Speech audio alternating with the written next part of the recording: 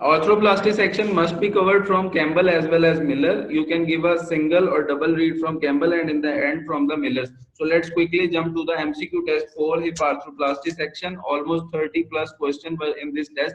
I know that the test was a bit confusing, but I made it myself so that you have a clue about the arthroplasty, that the section does not contain easy questions. So this was the first question in uncemented arthroplasty. So of the hip stem remains attached to bone by. Basically, the examiner is checking whether you know the mechanism of.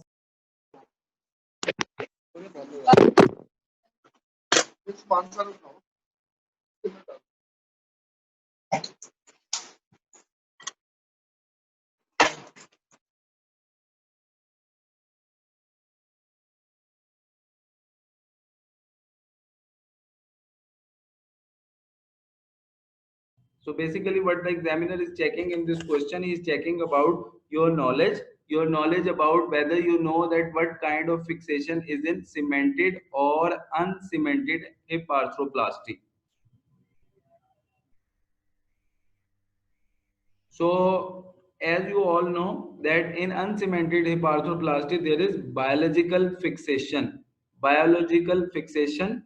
Biological fixation is a type of fixation in which there is bone in growth or on growth. So this was the first question, and the correct answer in this is bone in growth, overgrowth over the surface of the stem. So basically examiner in this question is checking whether you all know about uncemented hip arthroplasty and the mechanism. What else can be tested in the exam? Types of fixation, cement fixation. When the cement fixation in cemented arthroplasty, biological fixation in uncemented arthroplasty. You must know about cement generations, first generation, second generation, third generation. You must know about the cement composition, two main parts of the cement. Pore size 50 to 150. In Campbell and in Miller, it is mentioned 50 to 400. So I must say that the correct option would be 50 to 400. Porosity 40 to 50%. Increased porosity may lead to shearing of metal gaps less than 50 micrometer. Defined gap space between bone and prosthesis in uncemented arthroplasty is less than 150 micrometer. The next question was metal on metal articulation should be avoided in whom it must be avoided. There are contraindications of metal on metal, and the correct answer was young female. So what are the benefits of metal on metal is this, that it has low linear wear rate, decreased volume of the particle. The volume of the particles is decreased, but the particle uh, volume is decreased, but the particles are more in quantity. Sometimes the question is asked about the type 4 hypersensitivity, that metal on metal cause. What is the type of hypersensitivity? Type 1, 2, 3 or 4? It is type 4. And these are the contraindication: pregnant woman, renal disease and metal hypersensitivity due to metal ions. The next question was, which of the following is characteristic change in cartilage involved in moderate arthritis? Cartilage changes in arthritis and in advanced age. There is a table, beautiful table I have shared. You must know. Correct answer was increased water content, and all the other answers have been explained in this slide. And this is the table that you must remember. Aging, what changes occurs in aging? Mostly they ask about the water content. Aging decreases water content, cartilage and osteoarthritis, there is increased water content. So remember this thing. The next question was 20-year male, old male having dysplastic hip, incongruous hip and pain. What is the best salvage procedure? The trick in this question was the examiner used the word salvage. If he has not used the word salvage, then the correct answer was total hip replacement, the best procedure. But he has used the word salvage, so the correct answer is Gans the correct answer in this is carry osteotomy. It has been wrongly marked. The salvage procedures are basically carry or shelf osteotomy. The question trick was, which is the best salvage procedure at 20-year in dysplastic hip and incongruous joint? If the joint is incongruous, the correct answer is carry. If the joint is congruous, then the correct answer would be Gans. So this question is basically three questions. incongruous joint salvage procedure, congruous joint salvage procedure, and best procedure. So this is three questions are in this one question. What is the optimal position of hip arthrodesis? All the joint arthrodesis position must be remembered. There is a beautiful picture in Miller at the end of the first chapter. And remember one thing, mostly we ignore the adduction abduction part in hip arthrodesis. There can be 0 to 5 degree adduction, not abduction. The correct answer is 2. So the optimal position is 0 to 5 degree adduction, 10 degree external rotation, and up to 20 to 30 degree hip flexion. Compared to metal on metal, metal on poly, total hip bearing, the debris particle generated by metal on metal. I have already told you in the explanation of the previous that these are small and more numerous. So the correct answer is metal on metal produces smaller particles, but they are numerous. Metal on poly produces larger particles, size. And osteolysis occurs by histiocytic response. Well, the histiocytic response in which articulation occurs? So in metal articulation, histiocytic response occurs. And what are the size of particles? These are submicron size, less than 1 micron, 0.1 micron size are being produced.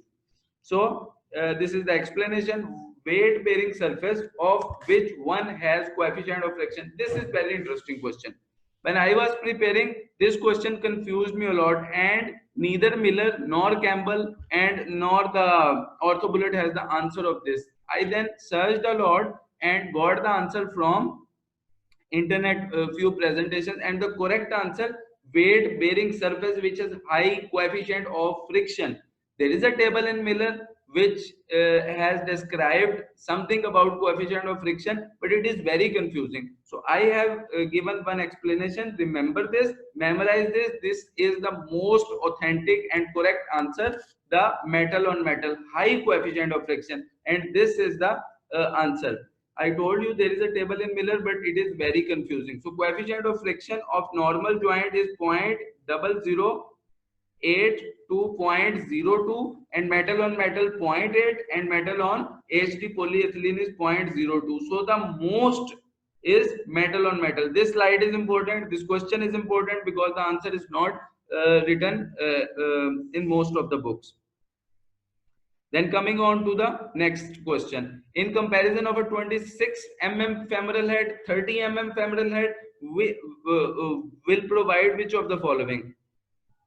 The question is testing that if we use larger head, then what will be the effect? That risk of dislocation? No, that larger head basically decreases the risk of dislocation. What to range of motion, what to osteolysis, and what to equivalent rate, and increase risk of periprosthetic fracture. So the correct answer in this is the option 4, equivalent wear rate of polyethylene acetabular liner. With size, the other things matter, but this fourth thing does not matter. Increasing femoral size decrease the risk of dislocation. Remember this thing. Increasing femoral size increase the range of motion. As we know, head neck ratio written in Miller. Increasing femoral head size has not been shown to affect the rates of osteolysis. Increasing femoral head size has been shown to increase the rate, has not been shown to increase the rate of periprosthetic fracture. The next question was which of the well, I have tried to give you questions that contain shorter statements. There were only 1 or 2 questions that contained such large statement, but this question has also been tested in the previous question and explanation has been given. Which of the following regarding the use of metal on metal bearing is true? So I already mentioned small wear particles compared to metal on polyethylene. So we have discussed this previously question as well, that metal on metal produces smaller but numerous particles. Metal on poly produces larger but less numerous particles. So coming on to, this is very important, per year wear rate and particle size. These both are mentioned in Miller. Per year wear rate and particle size, both are very important. Sometimes one question is tested. Non-cross high polyethylene, ultra high molecular weight polyethylene 0.1 to 0.2 mm per year. Metal on metal wear rate 2.5 to 5 micron per year. Ceramic on ceramic wear rate 0.5 to 2.5. So the highest wear rate is of polyethylene. The second highest wear rate is of metal on metal, and the lowest wear rate is ceramic on ceramic. Sometimes they ask you what is the lowest wear rate. You have to memorize wear rate, lowest and highest, particle size, lowest and highest, coefficient of friction, lowest and highest. I have covered all these three. Then, which of the following has been shown to increase the rate of failure of cemented femoral component in total hip arthroplasty? So, cemented femoral.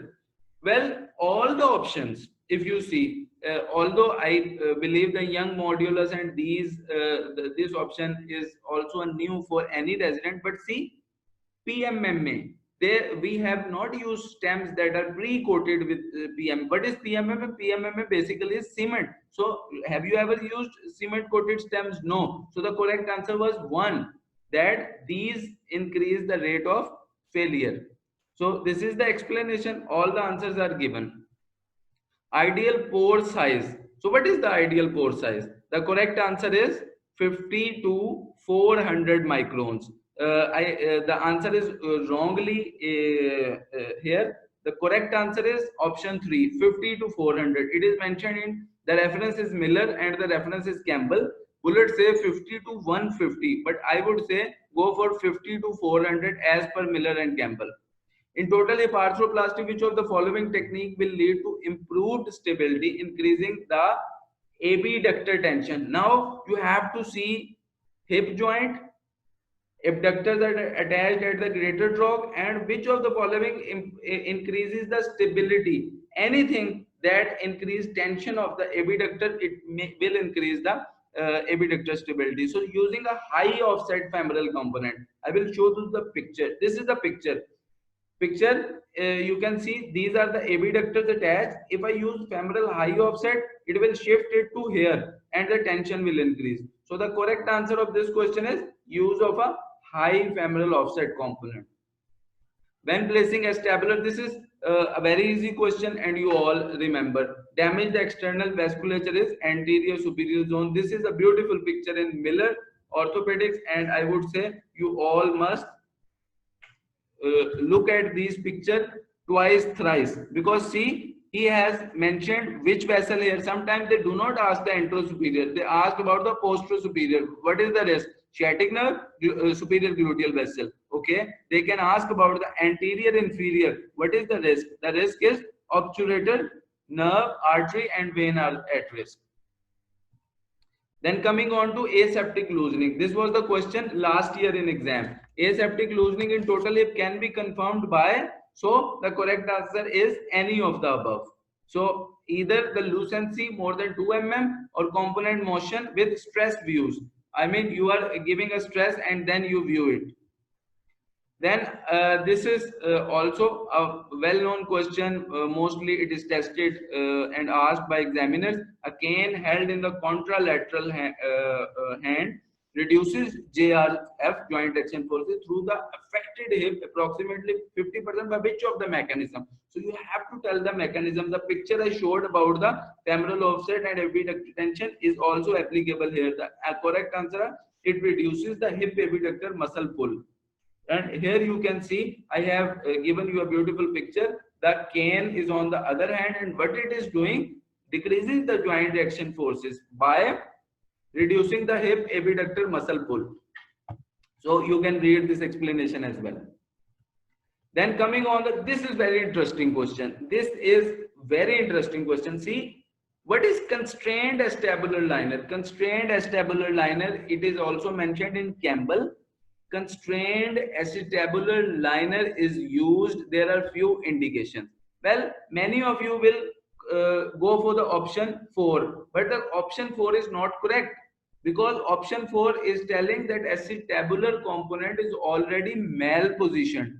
If you replace the standard acetabular component, then the problem will be solved. But in fifth option, as you see, the acetabular component is well positioned, still recurrent dislocation. That means that there is something else issue. Constrained acetabular liner has few indication, in which one indication is recurrent dislocation despite well positioned implants. So the correct answer is 5, and all other I have mentioned how these are not the correct option. So constrained acetabular lining, see the indication. One indication is case with no identifiable cause of instability. So this question was the one, abductor deficiency. So first of all, you must know what is constrained acetabular liner and what are the indication. These are the indication cases with non-identifiable cause of instability. Agreed? So not the identifiable cause, non-identified abductor deficiency, and in patient with neuromuscular disorders. Then you go for constrained acetabular liner. As you all know, constrained part in total knee arthroplasty. So there is a constrained acetabular liner.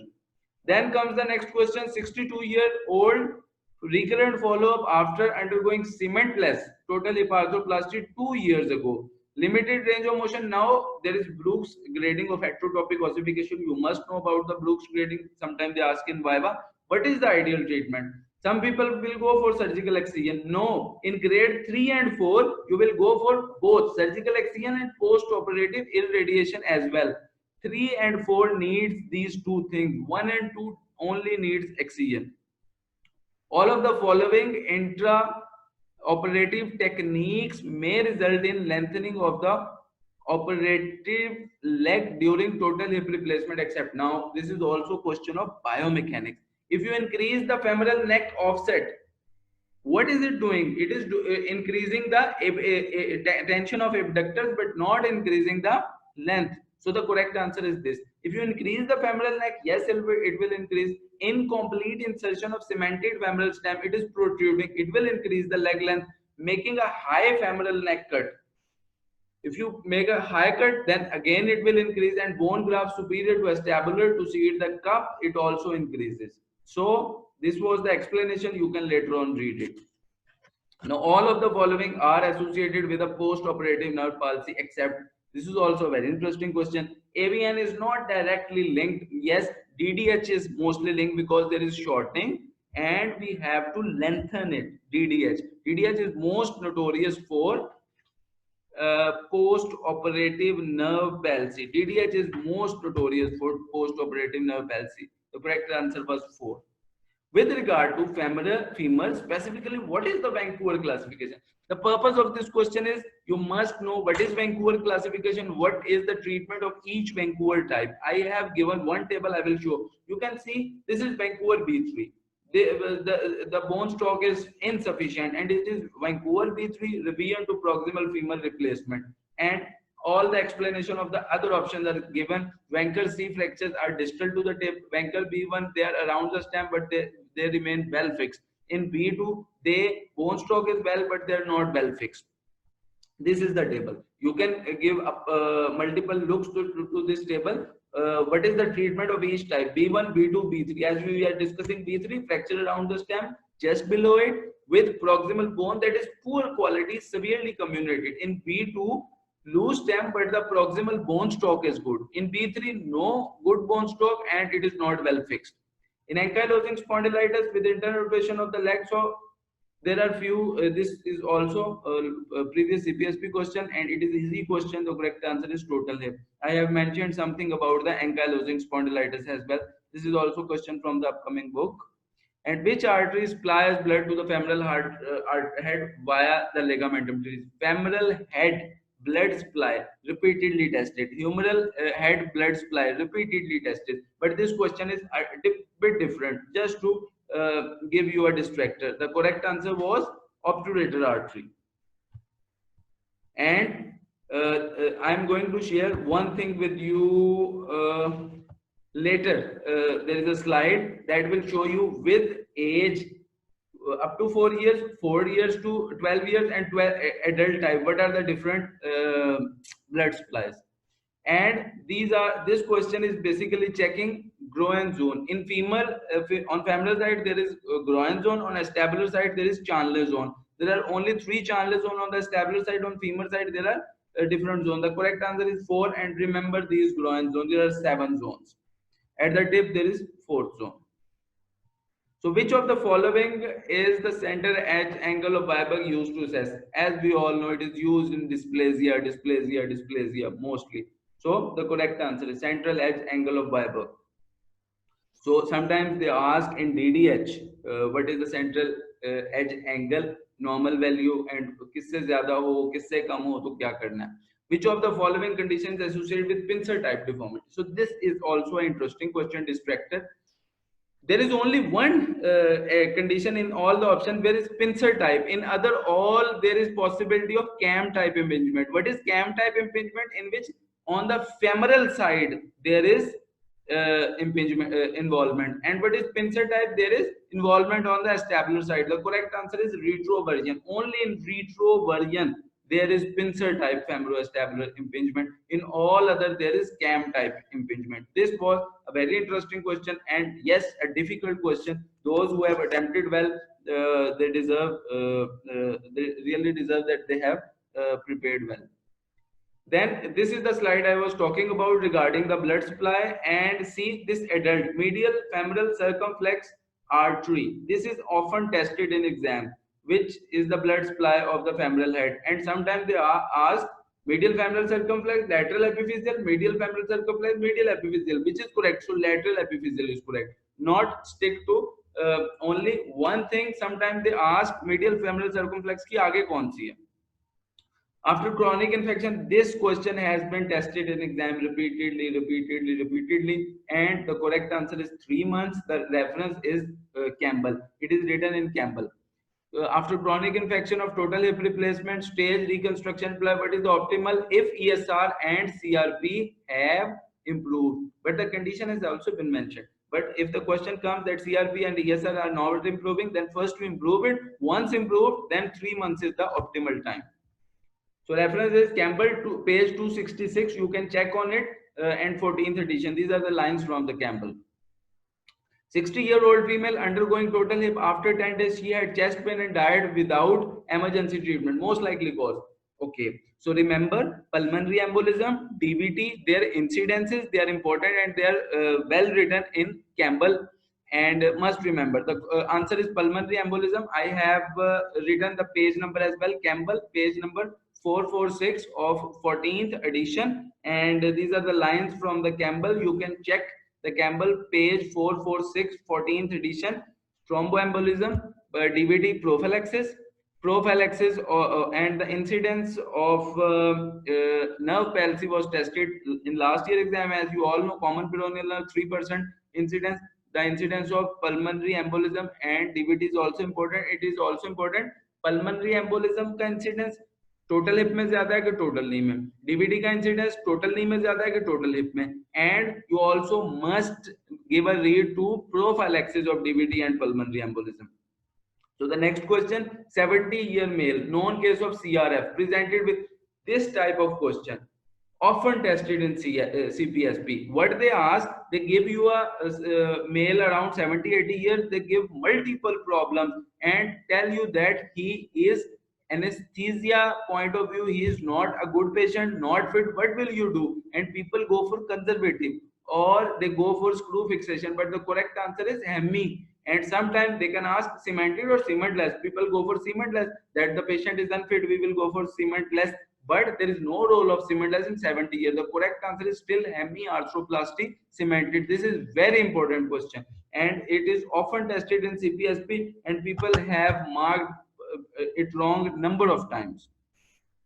So I have told you this question has been tested in different exams and all that. So this was all from today's presentation. I know that I was a bit fast today and I was late. There were some issues. I am still in my OPD. There were the patient number were increased at the last time, so I was a bit busy. I'm very sorry to all my colleagues who kept waiting for me. Next time, such a thing, I hope that such thing will not. Now you can ask the questions now. Now you can ask the question. If you want to speak, I will unmute you. And if you want to message, you can message me. If any question you can ask. I'm very sorry that I was late and I was a bit fast, but this section arthroplasty is a long section. There are a number of questions and there are many ambiguities. Read, give multiple reads to it from Miller, from Campbell. If anybody has any question, he can ask me in message, or if you want to speak, I will unmute him. Regarding any ambiguity in any question. I will upload the video so that if there were some issues in the video, you can watch it later on. Any question by any person, you can message me. If there is any question, you people can ask me.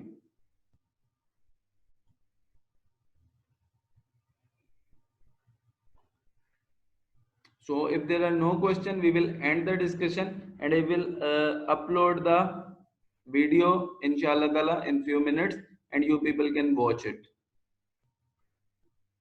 So no question.